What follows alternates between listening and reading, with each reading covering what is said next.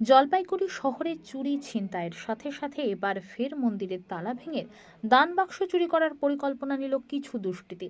সোমবার সকালে মন্দিরে পুজো দিতে গিয়ে বিষয়টি দেখেন এক বাসিন্দা বিকাশ বন্দ্যোপাধ্যায়। তিনি বলেন, মন্দিরে পুজো দিতে গিয়ে দেখি মন্দিরের তালা ভাঙা, মন্দিরের ভিতরে দান বাক্স অন্য জায়গায় ফেলানো, আরেকটি দান বাক্স ভাঙার চেষ্টা করা হয়েছে। এরপর পুলিশকে খবর দেওয়া হয়।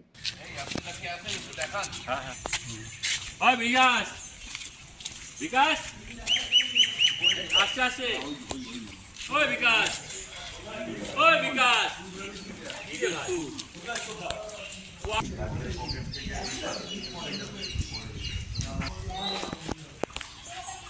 এই তালাটা ভাঙছে আর ওই জন্য তালা ভাঙছে।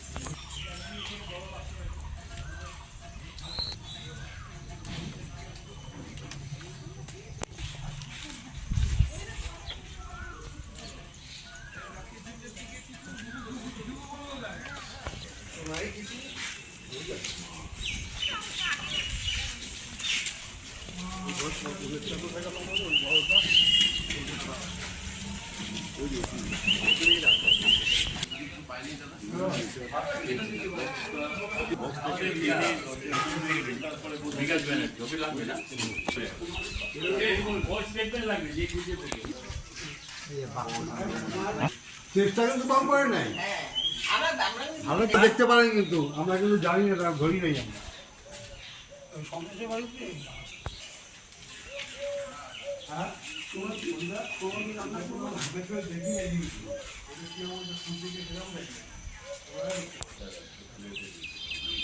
আমার জন্য করো, আমার জন্য করো রান্না। তুমি দিদি এলাকার তো কাউন্সিলর, তো কি বলবেন আপনি? হ্যাঁ, একটা ঐতিহাসিক কালীবাড়ি, কান্তেশ্বরী কালীবাড়ি, সেই কালীবাড়িতে আজকে চোরদের হাত পড়ল।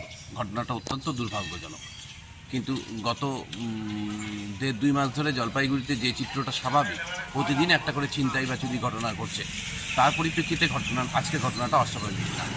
এক্ষেত্রে পুলিশ প্রশাসনের আরও বেশি সজাগ হওয়ার প্রয়োজন আছে বলে মনে হয়। দেখুন, সাধারণ মানুষকে সজাগ হতে হবে। শুধুমাত্র পুলিশ প্রশাসন এই সমস্ত ঘটনা থেকে আমাদেরকে উদ্ধার করতে পারবে তা না। সাধারণ মানুষকে যেমন অনেক বেশি সচেতন হতে হবে, সেই সঙ্গে সঙ্গে পুলিশ প্রশাসনকে অনেক বেশি সচেতন হতে হবে। পুলিশ হয়তো বা যথাযথভাবে তার কাজ করে উঠতে পারছে না, তার জন্যই আজকে জলপাইগুড়ি কিন্তু ছিনতাই শহর বা চোরের শহরে পরিণত হয়েছে। এক্ষেত্রে আমি রিকোয়েস্ট করব পুলিশ প্রশাসনকে যে আপনারা আপনাদের মতন করে যদি দৃঢ় পদক্ষেপ গ্রহণ না করে, আগামী দিনে কিন্তু আরও বড় ধরনের চুরি ঘটনা করবে এবং গৃহস্থ, আজকে যারা সাধারণ মানুষ রাত্রিবেলা ঘুমোতে যায়, তারা কিন্তু নিশ্চিন্তে ঘুমোতে যেতে পারছেন না।